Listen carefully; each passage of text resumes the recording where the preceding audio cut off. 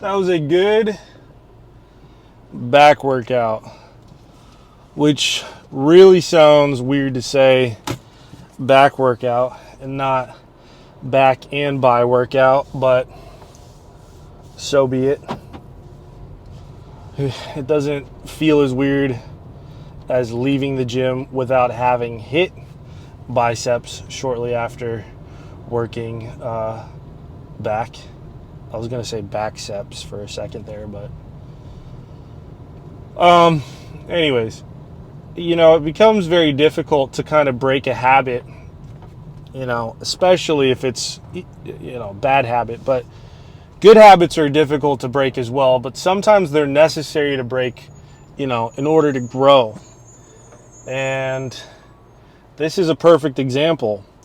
Hitting biceps shortly after back had its purpose for the time being, but now we've grown to a point where we really have to change things up. And so that's what we're doing. If you're not willing to change, a lot of times that just means you're not willing to grow. Not just in the gym, but in life.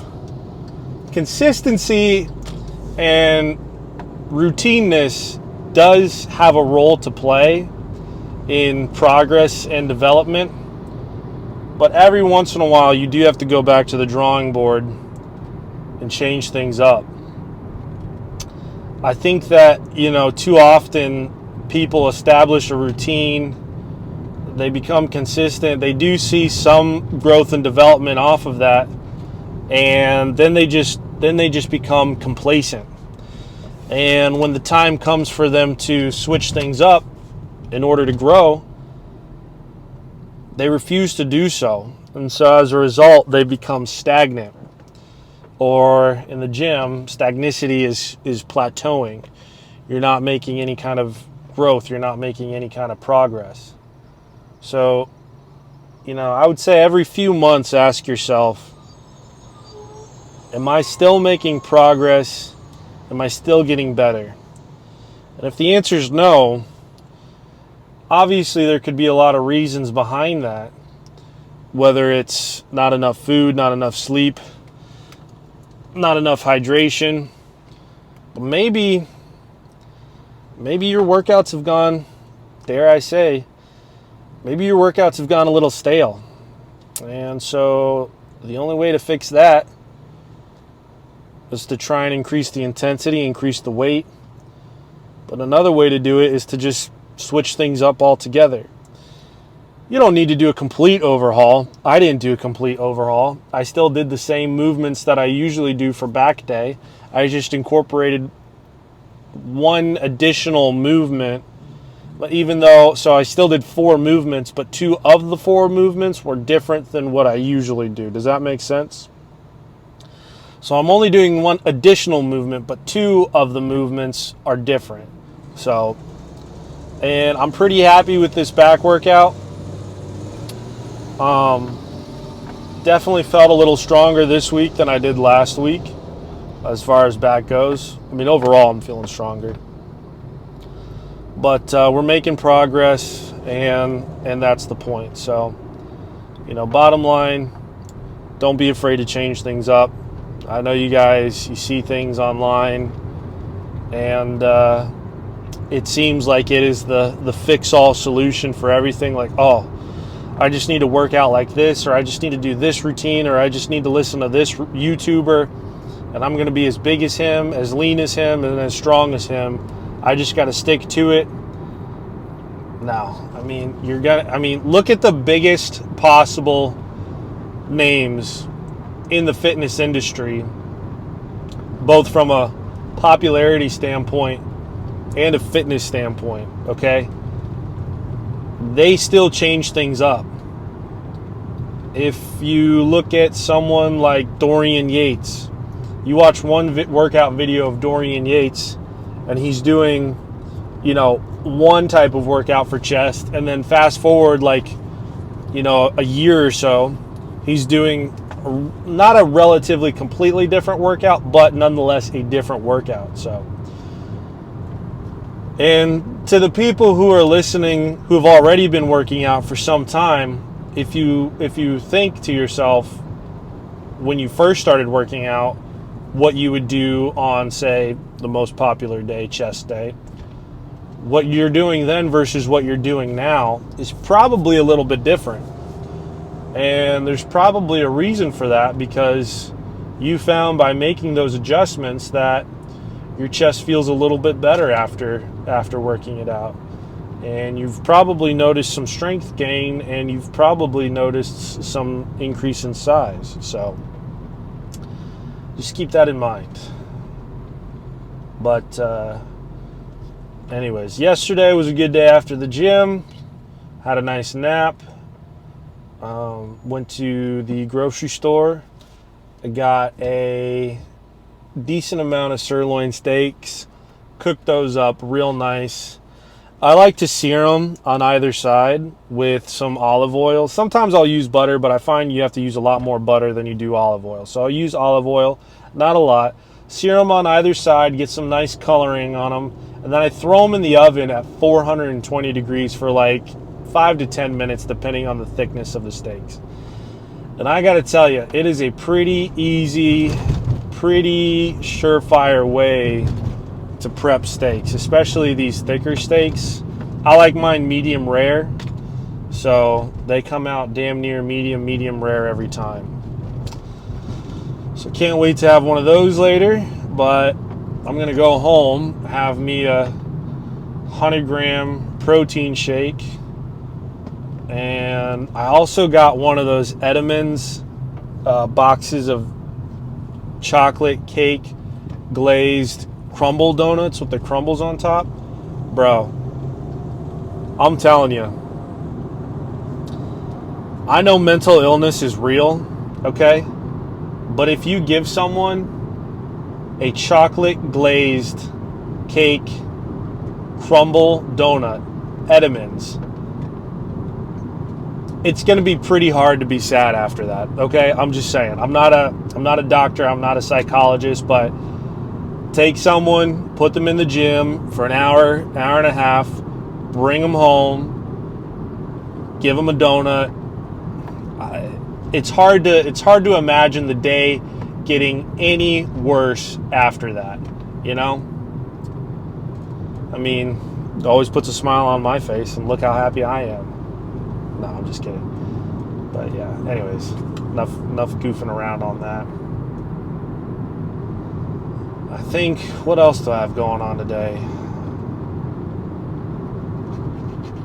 I think that's about it, honestly. Pretty uneventful day.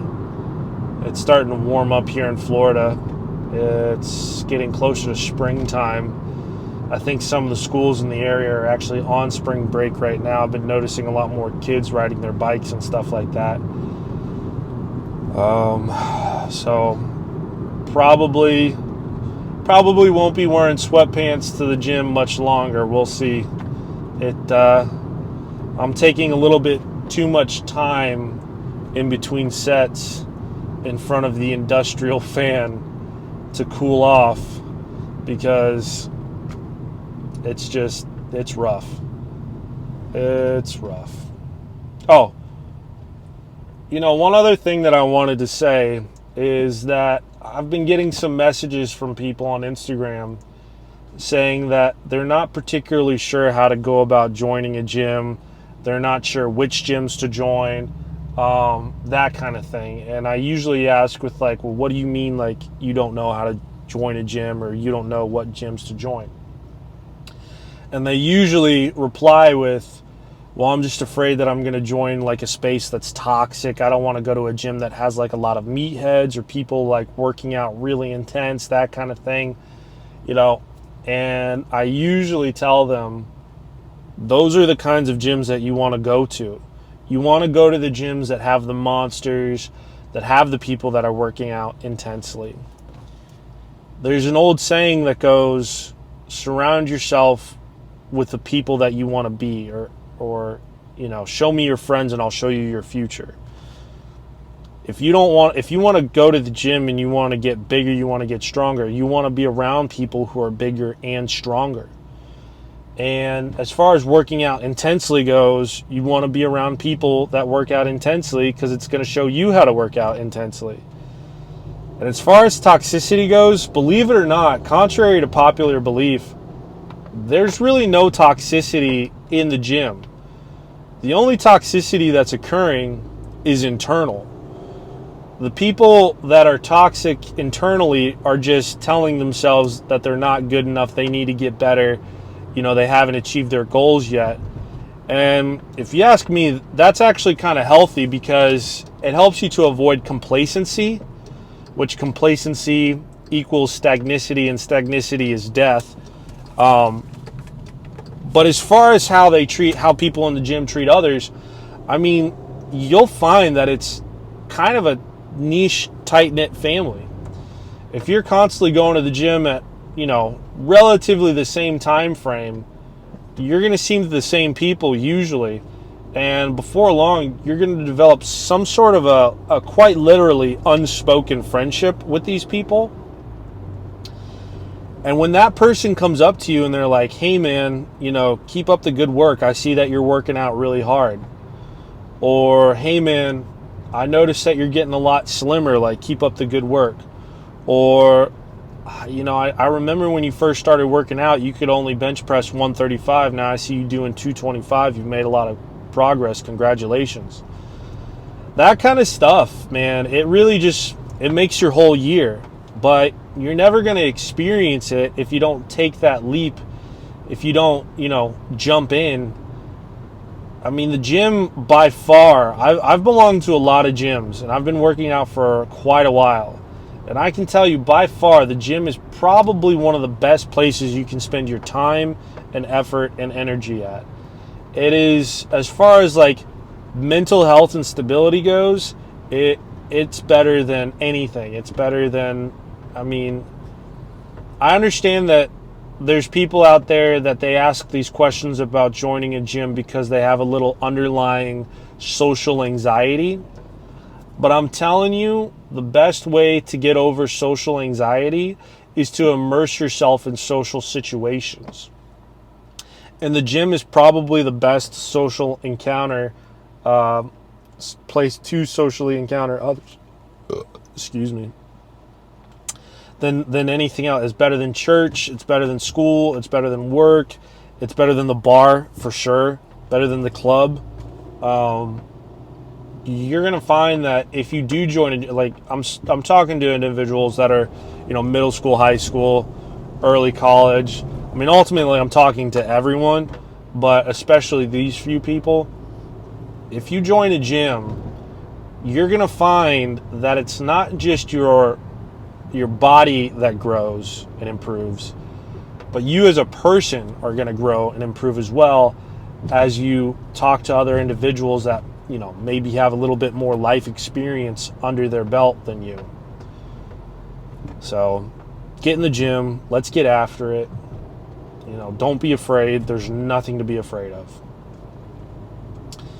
I think I'm going to wrap the conversation right there. I appreciate you guys listening. Hope you guys enjoyed the workout, and I'll see you on the next one.